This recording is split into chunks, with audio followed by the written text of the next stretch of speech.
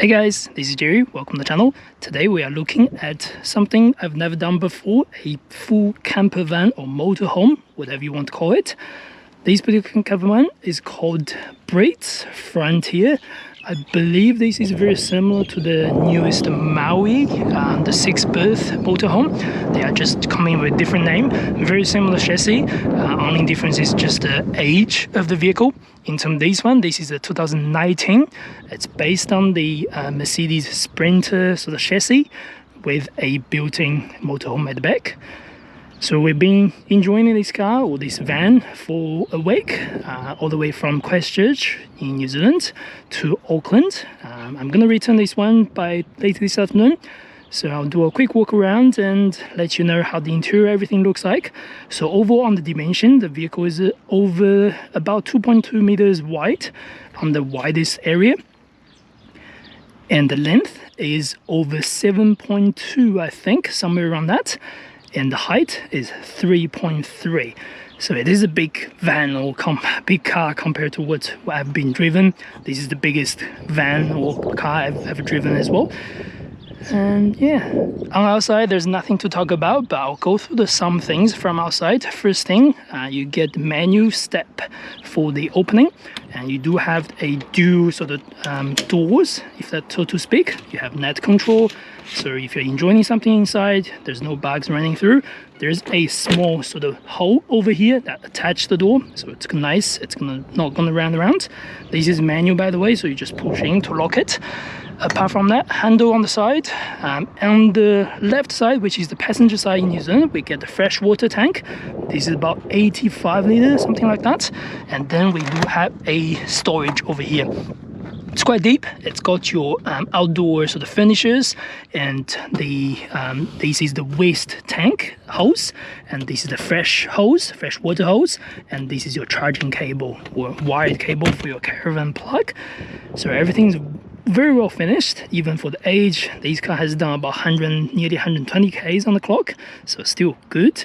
At the back, this is the rack, I believe, for the bikes or anything like that. We didn't use that, obviously. There's no rear opening because this is a big van, and the seats, everything's at the back, so there's no opening at the back. On this side, this is the same access to those cables and all that stuff. And we have our toilet cassette, that's to take it out, drop it, and waste hose is underneath. It's fairly easy to use. Power outlet is over here, again fairly easy to use.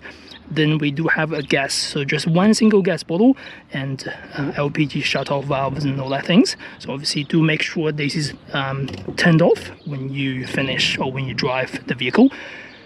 And then because this is a high roof, we do have a top bed on the top. At the front, just big Mercedes van. It actually drives nice. It's fairly comfortable for the driver itself, which I'm gonna talk about. And overall, yeah, it's okay. There's not much design. Big wide opening on the mirror itself. It's all right as well. So now let's jump in, have a look inside. Another thing, you can actually take this over the door, so you don't have to have the dual opening door if you wish. Alright, let's step inside, jump in. This is fairly easy. My 3-year-olds can make this happen, so pretty good. First thing, we do have 4 seats over here. Since this is 6-berth, you can have 4 people sitting here and 2 people sitting at the back, sitting at the front when you drive the vehicle. There are seatbelts on both ends to fit baby seats. These are not the easiest way. There's no ISOFIX to be fair on this vehicle, so you can only rely on seatbelt. And only the rear seatbelt gets tether points, so the front seatbelt does not have it. So what we did, I'll show you a picture on the screen, is do a front facing at the back and rear facing at here. It's not the ideal solution, because what ideal solution you want to put 2 babies over here. But because the base itself, this is very soft. It's not like a normal car seats. Things does get tricky when you want to put anything on that side. So we did manage to do it. It's okay in terms of safety. And only the rear has tether points. It's something you should consider if you have baby seats or anything other things. Definitely ISOFIX is absolutely no on any of these cars or vans. Apart from that, we do have a table. It's foldable. You can take it out. You can leave it behind the seat, leave it at the back whenever you wish to. Sitting on the seats, very comfy. Overall, the finish is okay. It's all fabric finish. They do have some stains here and there, but they will get stains. But overall, it's pretty good. We didn't use this because we have 2 baby seats. Majority of the dinners or lunch are done at a campsite. But very large window. You do have the window opening and the shade opening, so that's quite good.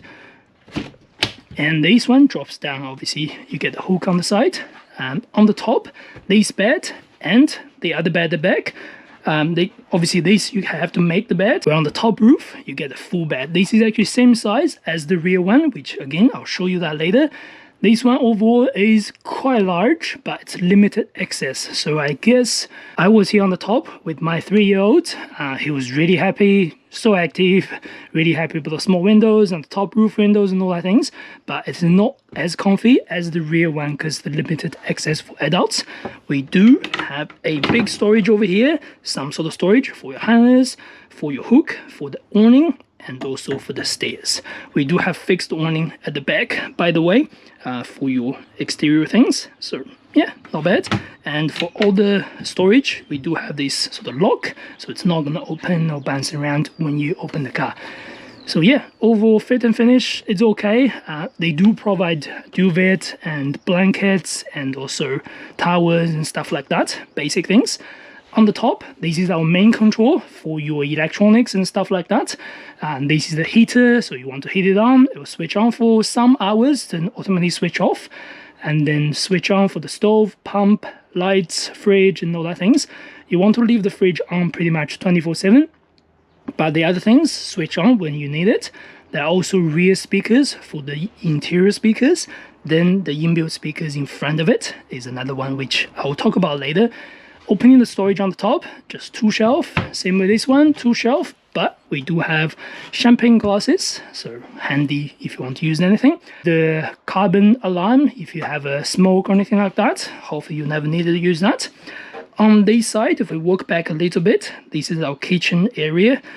In the kitchen area, we have a main stove on the top, and we have a small sort of oven underneath, microwave. If you connect the caravan plug, you can use that. On the top, that's the hob, and we do have a TV. I didn't quite work it out. I don't think this is a satellite TV.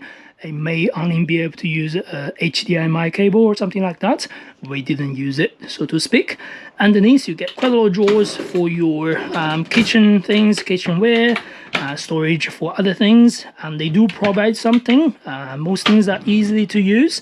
And things like tea towers and all your, even the coffee making thing. So yeah, overall there's quite a lot of things going on. And underneath these boxes, yeah, they're all kept in place. When you drive, they do make small squeaky noise here and there, but overall it's okay. And more things, you get water jar and also the bread maker, and you do get a small heater underneath too. So yeah, but again, different cars may come with different accessories here and there. Overall, that's the difference. On the top, storage again. On the top, storage again. We do have waste tank, sink. We do have filtered water over here. And we do have hot water as well. So as long as you run the hot water over there for around maybe 20 to 30 minutes, the hot water will come out. They are pressurized, by the way. Something I forgot to talk, this thing, you can make it a bed as well. This can sleep for 2 people. We didn't use it because we have baby seats, taking out, taking in, it's just too much. So 3 at the back, 2 at the top is what we did, about 3 including a very infant. So we did manage that. Anyway, walk to the back. All the floor are wooden floor, by the way. And then we have our fridge. So fridge is actually quite large. This is a lot larger than a lot of fridge I've seen, at least for my experience. For any other camper vans or motorhome, we get our freezer on the top and other things, quite nice. And obviously when you lock it, make sure it's fully locked. Next is the shower and toilet. This is on the small side, but for motorhome, this is still okay. Showers, toilet is over here. You do need to make sure switch on, switch off over here. Then that's the water for your small rinse. It's not super pressured, but it works. Other things, we have our small hose and small shower over here.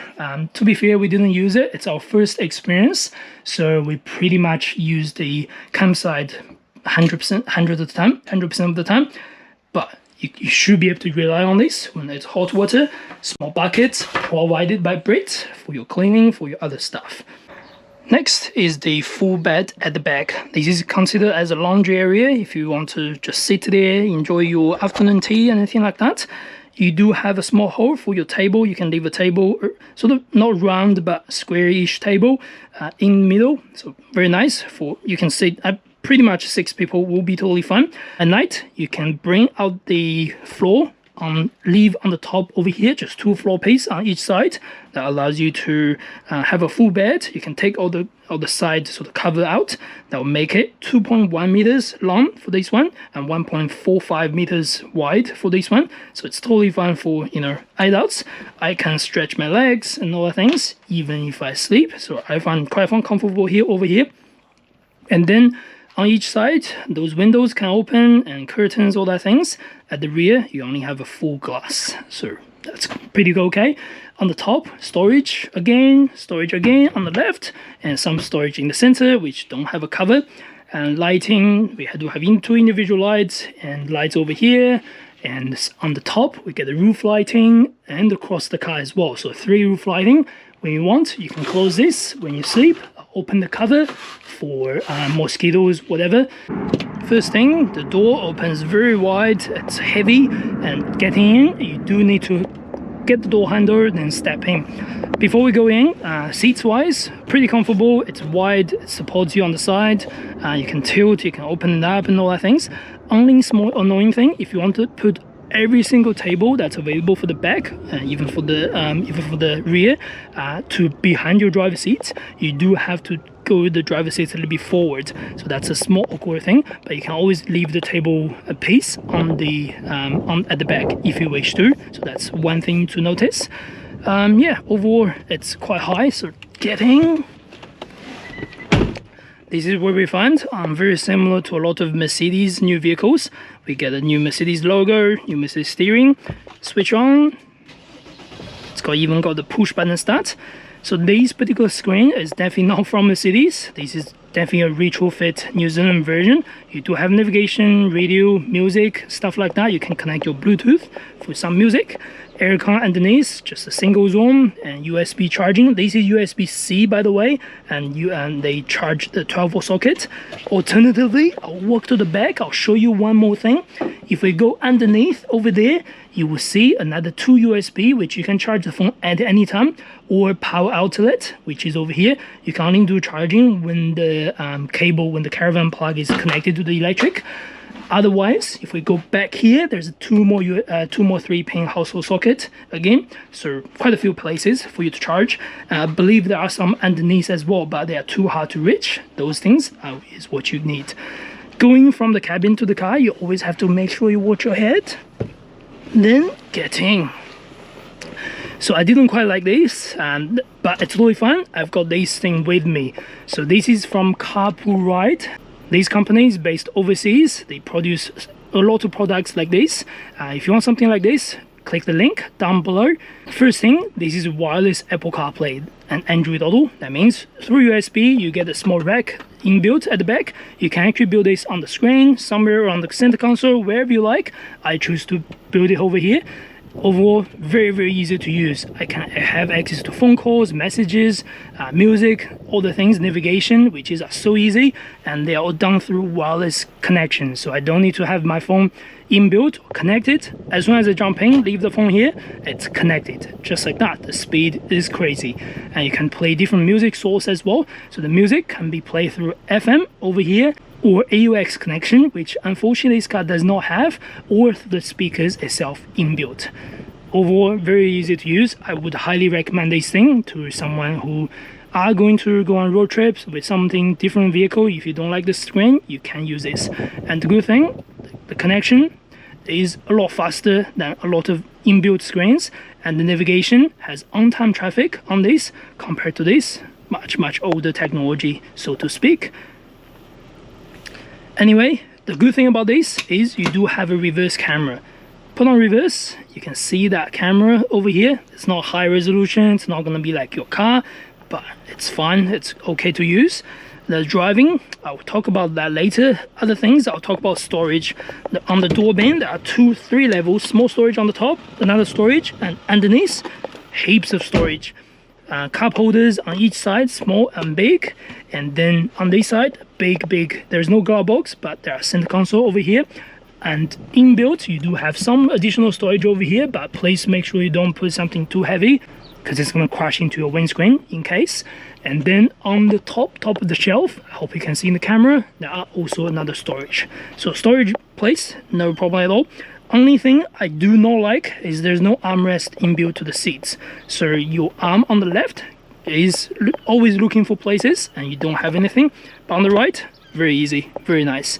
And I like the digital speedo panel on this one. Yeah, so overall, you don't need to worry about build quality on this. I'm pretty sure you're not going to care about that.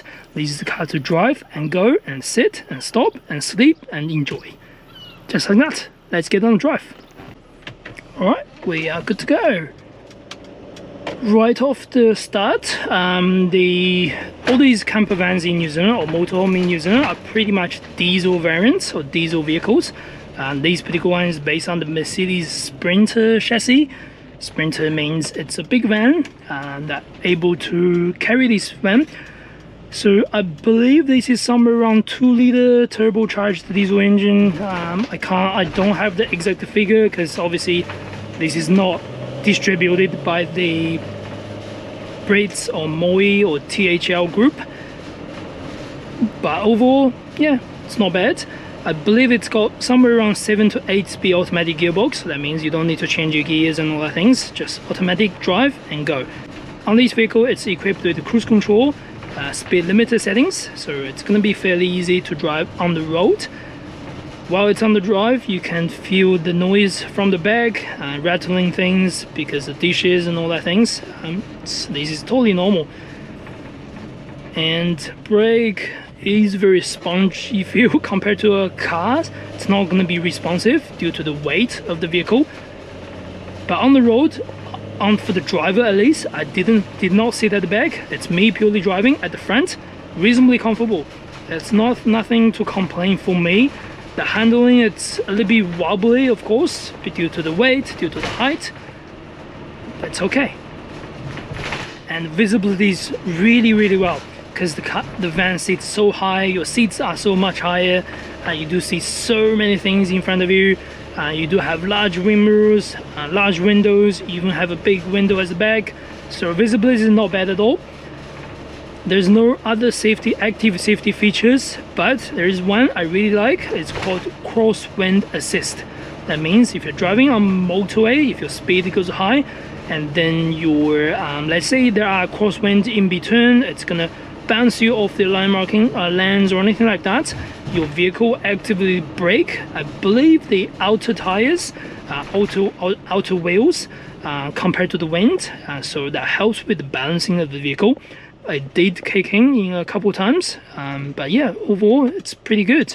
You obviously do expect when you go around the corner to go a larger circle if you used to drive a vehicle, not a van like this. So yeah, something to notice. So at a very tight car park, just make sure you watch it out and all that things. The turning circle is going to be super large for this sort of vehicle, but just be patient, just slow down, you should be fine. In New Zealand, always make sure you drive on the left, watch out all the conditions, do your indicator. That's the basic things, don't let me to teach you. Now let's go onto a motorway, let's see how it works.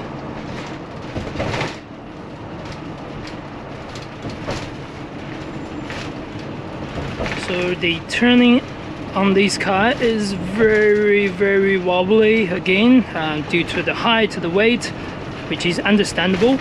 So do not, try to do a very sharp turns or anything like that. Just respect the car, turn slowly.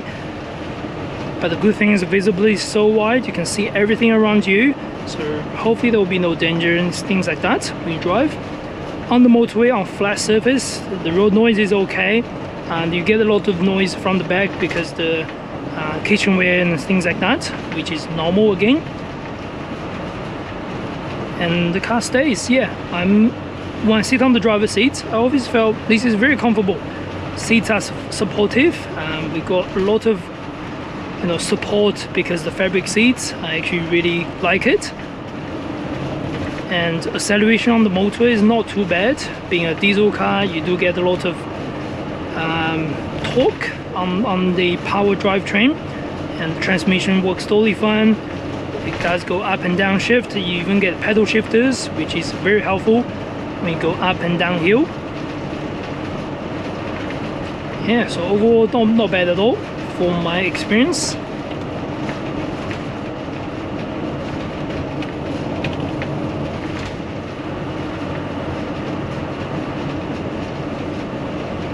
You can see go through bumps okay. It's not super bumpy, but if you go to very large bumps, just make sure you take care of the rear passengers, because they are gonna feel a lot of bumps than I do on the driver's seats.